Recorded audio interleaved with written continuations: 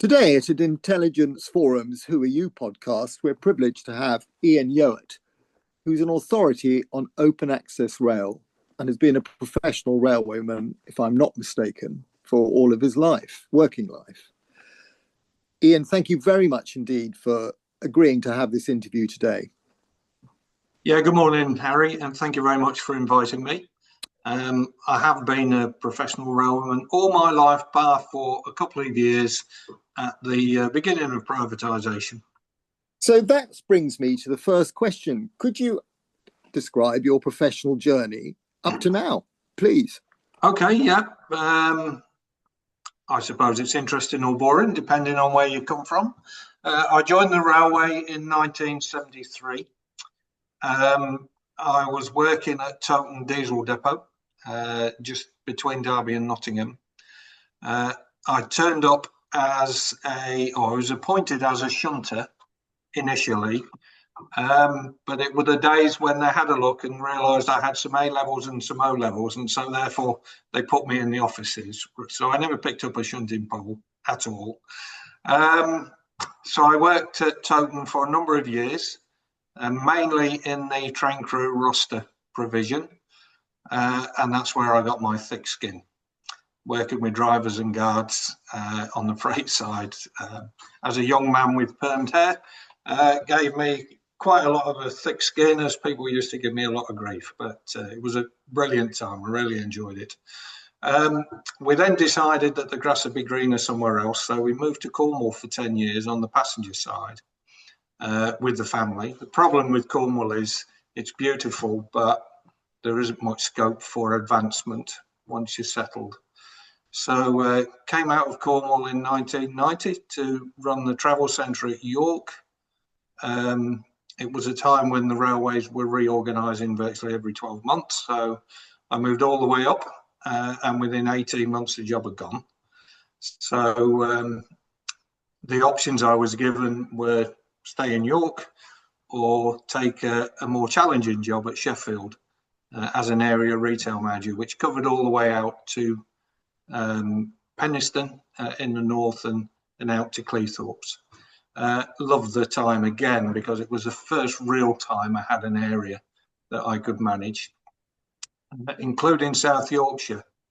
Now, my wife is from Chesterfield. I'd spent some time in Chesterfield, so it's virtually the same area. And again, the people are completely different there. And again, I loved it while we were there. Privatisation was mooted. I was interested because at the time, all you were hearing was that the bus companies were much better than the rail companies, and the bus companies were going to do this, that, and the other. The irony is, of course, the last couple of businesses we've sold to bus companies, but hey, that's slightly different. So I left the railway. Started my own business for a while in York, which gave me the ability to follow my passion, which was to get back into the railways.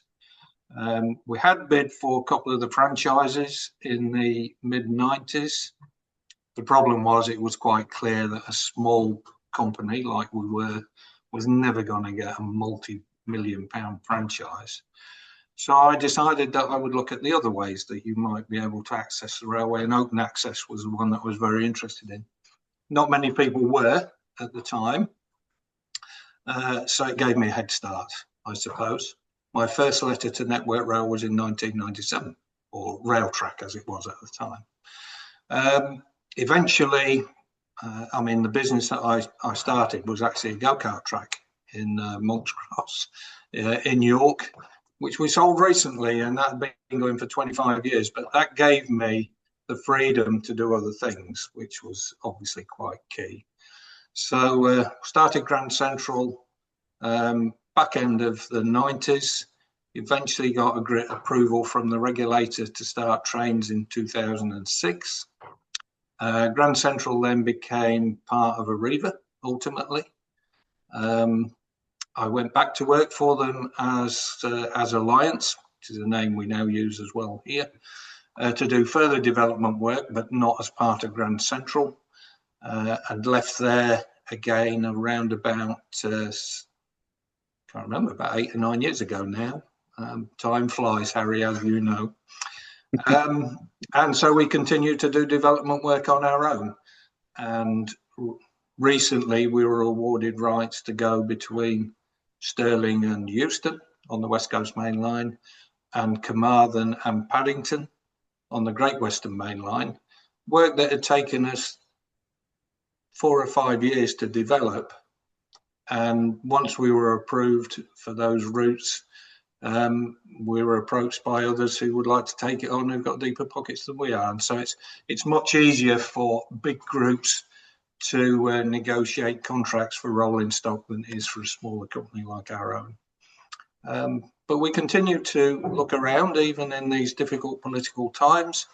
And at the moment, we're hoping to get approval to introduce a service between Marchwood, which is just a few miles out of Southampton, to London Waterloo.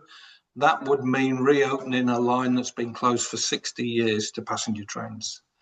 And we're quite well developed and advanced on that one, and we would hope to get a decision sometime early in 2026. So it will be good to reintroduce trains in 26, because that will be 60 years since they were last seen down there as a regular passenger train. So that's what we're doing at the minute. We're also looking at 1 or 2 other bits while we still can, and they'll probably come to the fore in the next 2 or 3 months, I guess. So a bit varied. In the meantime, I've had odd spells as chairman of Chesterfield Football Club for 18 months when the club was at death's door. The owner that we had was, shall we say, disreputable. Did end up in jail, actually, for a few years. So it's a reasonable thing to say. When the fans took the club over.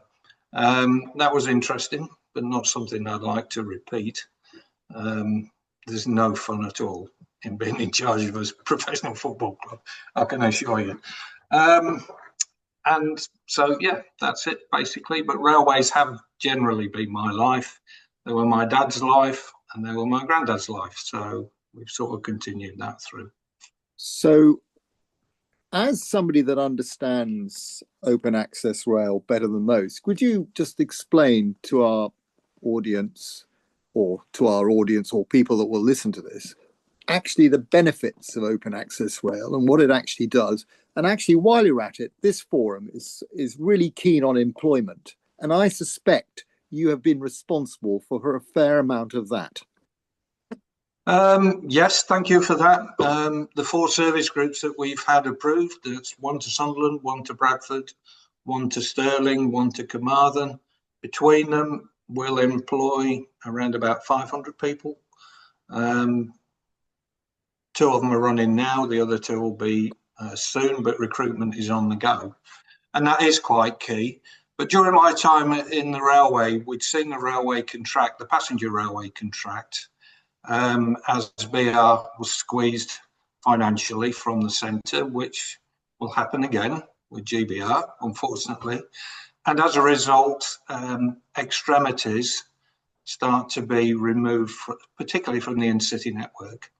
And when we were speaking to local authorities, the one thing everybody likes to have, rail-wise, is an intercity train. Not just a train, an intercity train. And that generally means linking them with London, which is quite key for them. So one of the things we looked at is at privatisation, had anything happened to try and reintroduce services to places that have long been poorly served? And it wasn't really happening. So I'd worked in the northeast. I live in York. West Yorkshire and the northeast were areas that I knew quite well. So we had a look to see what we could do for initially the northeast. So what could we do? Sunderland, for example, as anybody who lives up there knows, is a bigger city than Newcastle. But you wouldn't know it because it's off the beaten track, so to speak. And there are a lot of politics at play. People in Sunderland don't like to go to Newcastle, and people in Newcastle don't like to go to Sunderland. It's a bit like Liverpool and Manchester, but closer. So we thought, okay, well, there's capacity on the network. There are trains available. Could we reintroduce services to Sunderland? And if we came down the Durham coast, what would that do for Hartlepool? And what else could we do for Middlesbrough? So none of those, Middlesbrough, Hartlepool or Sunderland, have direct trains to London.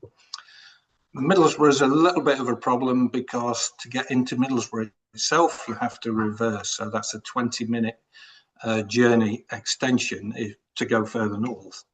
So we used a place close by called Eaglescliffe, use it as a park and ride. It's about 3 miles outside Middlesbrough, and that's done very, very well since the service was introduced. So that's what we look to do, and that in effect brought trains back to places that have not had them. Now, there's always a lot of shouting and hue and cry about the fact that, you know, that we take money out of the current operator in order to be able to run these services. But I think people generally miss the point here. If BR had provided all these services, then we wouldn't need to provide these services. That's one of the keys. The other one is that if there is so much subsidy put into the railway, then it's not unreasonable to think that places that are economically poorly performing get the benefit of some of that subsidy. So the money that's invested into run these trains is significant. As you rightly pointed out, there's significant employment that comes with it. But at the same time, an argument that says, well, if we didn't run those trains, that revenue would go to the franchise operator and therefore reduce the subsidy, is a bit of a false argument, because the bulk of the investment that's made by open access, or the bulk of its revenue, is reinvested back in the railway. The only bit that's not, of course, is the profit margin, which is reasonable, very reasonable actually. But without the profit margin, of course, you couldn't persuade finance houses to invest in your company again in order to buy new trains, etc., etc. So, sorry, I just turned the phone to silent. And that for us, that's a significant benefit of open access. And exactly the same happened in West Yorkshire. Bradford used to have a number of trains to London and then didn't. So we introduced them. Bradford and Leeds, very similar to Sunderland and Newcastle. But by going to Bradford on a different route, we also managed to bring trains to Halifax. And we also managed to bring London trains to what they call the 5 towns, Pontefract and the other towns around it, as well as providing a little bit of competition at Wakefield. So, in effect, the trains themselves that we'd planned to operate were fast to Yorkshire, first stop Doncaster for Bradford, first stop York for the North East, and then slower once they arrive because they call at more places than other places would. So that worked very well for us. One other key thing that we noticed right at the beginning of this process was that as railwaymen, and I think a lot of people who live their life in a certain industry fall into the same trap, we think everybody knows what we know and that everybody understands what we understand. York, for most people, certainly railway-wise, is a major railway town or railway city. And so you expect everybody who lives in York knows that, and that they will catch trains as a matter of course, because it's a big place, regular services. When we were doing the economic case and we did some focus group work in York, there were certain groups within the focus group that didn't even know that York had regular trains to London. Never mind our trains, didn't have any. And the reason why was because trains, very expensive, can't afford it. So I wouldn't even think about trains. And so as well as providing some competition and making trains more affordable, we've also opened up the network to people who would normally not even consider trains at all. And when Grand Central first started in 2006, York to London had around 33 trains a day. Grand Central came along and added another 3. After the latest timetable recast, I think there's going to be 56. Now, when we started, we were told that there was no call for it and that there was no capacity. And the one thing we've always been good at is holding Network Rail feet to the fire about capacity. So there's nearly always capacity. It's just not used very well. So I hope I haven't bored everybody too much with it, but it is a complex story. But at the end of the day, it's about competition, quality, and providing a service that really the railway should provide. It shouldn't have to be up to smaller companies to provide this type of service. Unfortunately, it is. Well, I certainly enjoy the spectacle of Lumo and their distinctive colours, and it adds, I suppose those companies like the ones you're talking about and you've been responsible for bring the attention of more people to the railway. It's what you just said, but the more people that are aware of the benefits, the better. Yes, I think you're absolutely right. It's Lumo. The service to Wales and the service to Scotland will be run under the Lumo brand when they start operating. So, nationalisation. And of course, there is a lot. Yeah, when people say that it's very complicated when you have a number of different services, but it isn't really, is it? Trains, intercity in particular. It's very few people just turn up and think, all right, well, there'll be a train like there'll be a bus. If you're flying from Leeds, Bradford, you've got various fly up, and everybody knows what it is. Local services, completely agree. That's completely different. If you just local commuter type services, but intercity, nearly everybody pre-books, knows exactly what they're doing, and the colour of the train for them is not necessarily the key. It's how much it's going to cost them. And that's what we found during our time here. We regard the railway as being multifaceted, not just trains. It is intercity trains, local trains, and freight trains. And every one of them is different. What will GBR, Great British Railways, how will life look for the open access operators under the GBR jurisdiction? Not very good, I don't think. GBR, we believe the way things are moving at the moment is likely to be an extension of Network Rail. Network Rail is very reluctant to open a network to more trains. And to be fair, that's anybody's trains, franchise or otherwise. There is a concern that GBR will become judge, jury and executioner if the ORR, the rail regulator, still had the say on whether or not applications were approved. I think everybody would be happier because it is an independent. The role of GBR will be different. They will decide, well, first of all, they'll be running passenger trains as well. So I'm not quite sure how, in relation to the Competition and Markets Authority, that works, particularly if they're going to think about your trains and the potential financial impacts on their trains and whether or not they're going to allow you to join the network. We would hope that the bill that's going through Parliament at the moment can still be changed so that the ORR retains its role in making final decisions on capacity applications. And they're not easy, as you can tell. I mean, we've been doing it a long time. We are not awash with open access operators. So it is a difficult way in, but it's a very positive way in. And indeed, particularly in the Northeast, all the Labour MPs in the Northeast were very supportive and remain supportive of the open access services, either from Hull Trains or from Grand Central. And there are a huge number of supporters within the Labour Party who would like to see the regulator retain its independence. The previous Secretary of State, Louise Haigh. We'd met her a few times, not just me, other colleagues within the open access world. And I think she was quite supportive of retaining it. But of course, she moved on. And there was a change of heart when the new Secretary of State came in.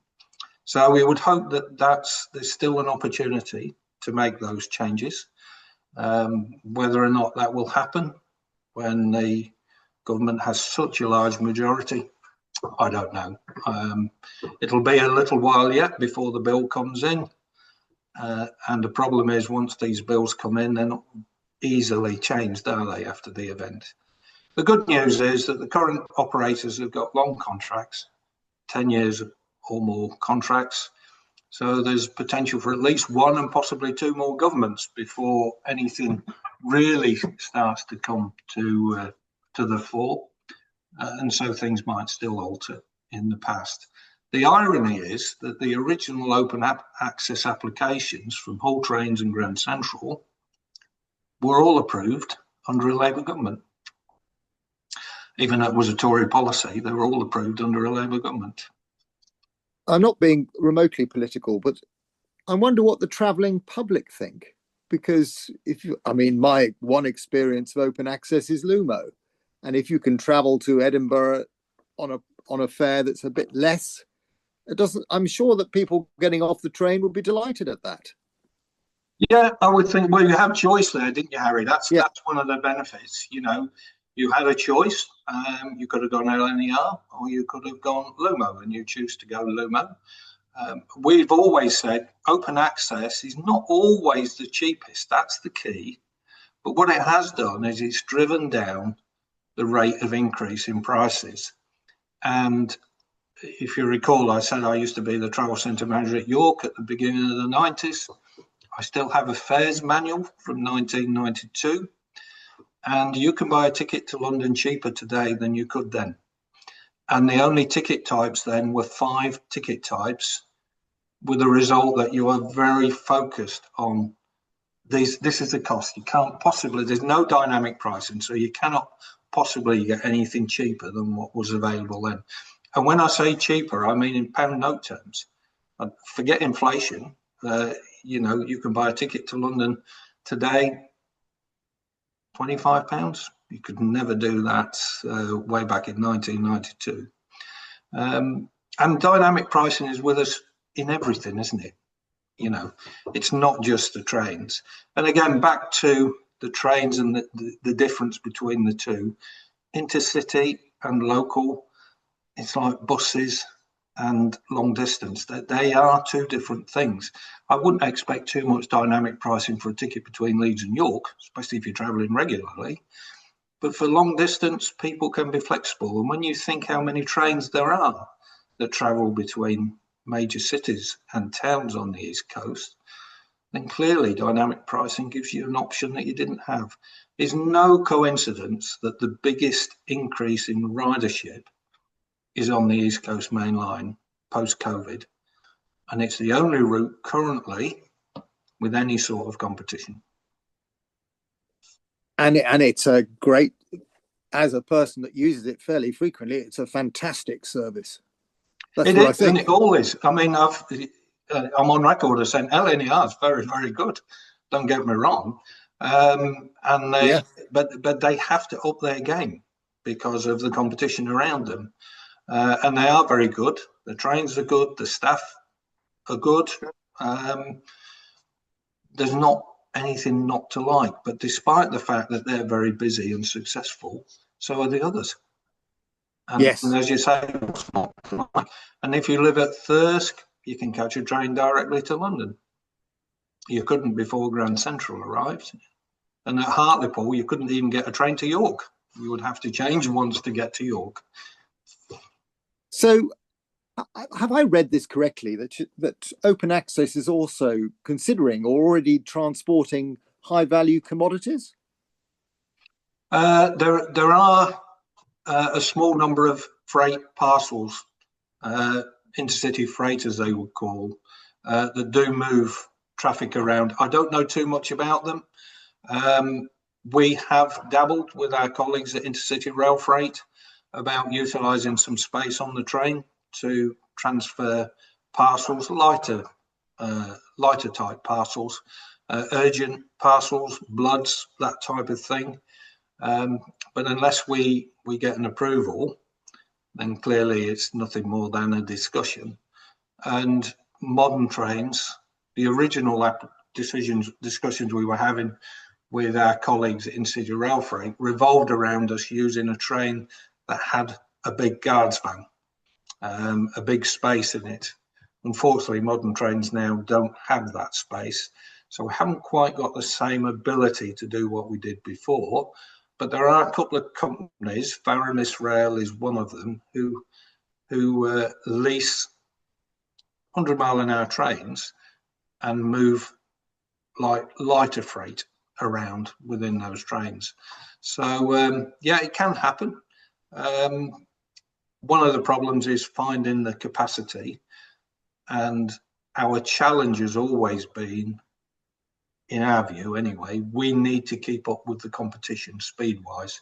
So if we're on a 125-mile-an-hour railway, then really we need to run at 125 mile an hour, and that can be a challenge. So one of the things that I grew up with was around the supper table, the comparisons between the East Coast and West Coast main line. And I can't resist this opportunity of having a professional railwayman to ask that question of. Could you give me some of your thoughts between the two? We've already mentioned the East Coast main line and its fine engineering and all that goes with it. But do you have any perspective you'd like to throw in to the arena?